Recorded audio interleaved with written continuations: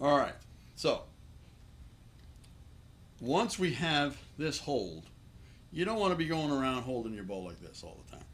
Okay? It's not necessary. It's not necessary. We don't ever really ever do that actually. You're not holding your bow with this hand. As I said again, you're balancing your bow with this hand. So what do I mean by that? What do I mean? Well, we need then the violin actually. The violin is going to be up like this. We're going to talk about how to hold the violin again and talk more in detail about that. But if you notice, I'm holding my bow this way. All right, so I'm going to need my violin. Hold on. All right, go. I'm going to need my violin then to show you what I mean by this. Don't hold the bow. Don't grip the bow. You're balancing the bow just like this. Your violin is being levitated, and we'll talk about that and how you get your violin to be levitated. In other words, my violin is up in the air. Basically, I'm talking to you, and it's it's still up in the air. It's not sagging down, and I'm not holding it up with my other hand. It's stuck in there. How do I get it stuck in there? Well, that's only taken me about 50 years to figure that out. But the bow is not really being held. Get that out of your mind. You want it to be just balanced.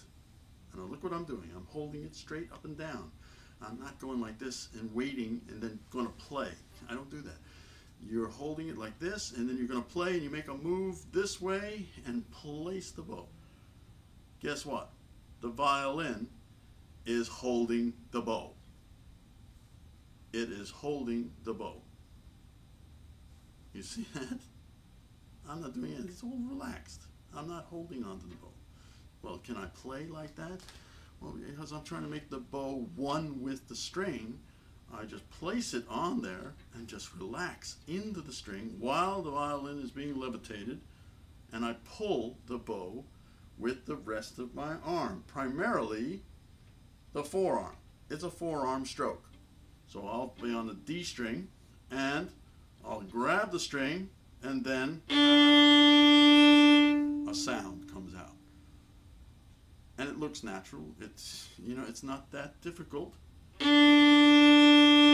get a nice sound from the bottom of the bow, the heel of the bow, the talon, to the tip of the bow, like that. All right, so I'm not holding on to the bow and trying to play like this. Oh, I've got to find that. Where's that string? I see it. I'm holding on to my bow. That's the sound you're going to get. You're going to get a very ugly sound. You want to get rid of that sound. You want it to be a very, very direct sound, and you want it to be very, very clear. You're looking for a very clear sound. This is the way to do it. This is the way to approach it, the way to think about it. That brings us then to, that brings us to what you're going to do with the rest of your arm. Once you've got this shape, you hold that shape. Just hold it like this. And start moving your forearm out and in, just like it was the hinge of a door. Now, I'm sure those of you who have played the violin before, you've heard this from your teachers ever since you were like 1 year old. And it's this movement.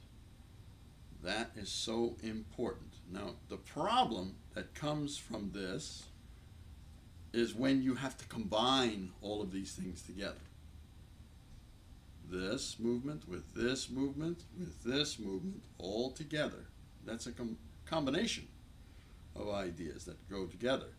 Now, it gets more intense if you add the motion of the upper arm. This part of your arm, right up here. And that is the circle that you describe with the upper arm. You're doing this because you're following the line of the bridge from one string to the next. You see that? This is the G string. This is the D string. This is the A string. This is the E string. You see that? You see? Now look, take a look. Take a look at what I have to do to get from string to string. But the problem always comes when you're doing this. That's fine. But you have to go to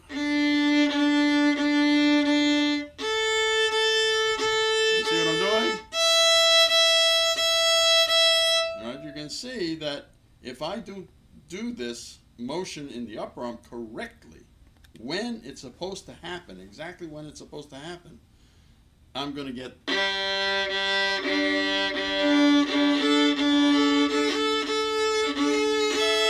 going to get all of that stuff. That's not clear. That is not clear at all.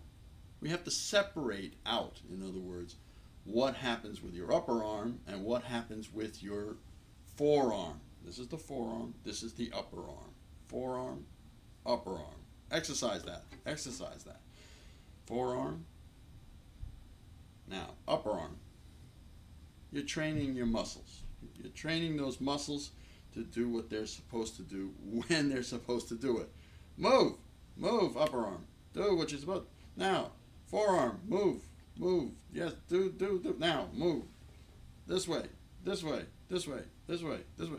You know, and do it faster and faster and faster until you have really an ease to it.